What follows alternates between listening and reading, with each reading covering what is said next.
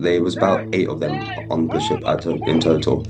4 of them were aiming their guns inside the cabin where we were all on our knees. They told us to get on our knees with our faces to the floor and our hands behind our heads.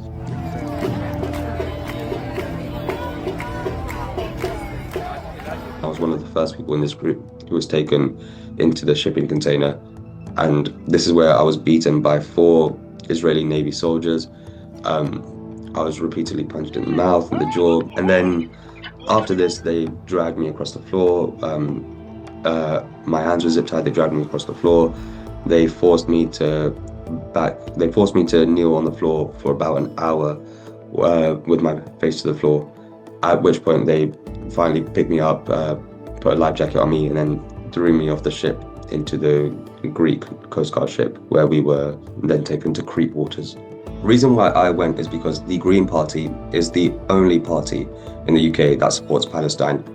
What is really, really incredible about this is that over 1,000 of our Green Party candidates have signed boycott, divestment, sanction pledges made by the Palestine Solidarity Campaign. A really important figure is that is more candidates than every other party combined.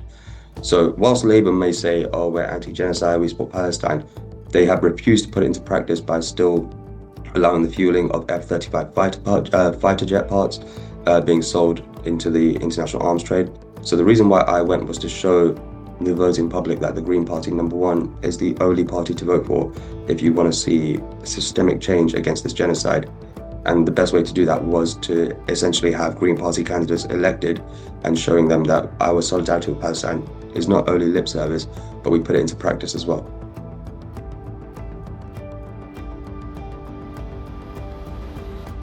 Despite what some of the initial indications are showing, this is 100% a victory for the Green Party. It's the first time we've crossed over 1,000 councillors across the country.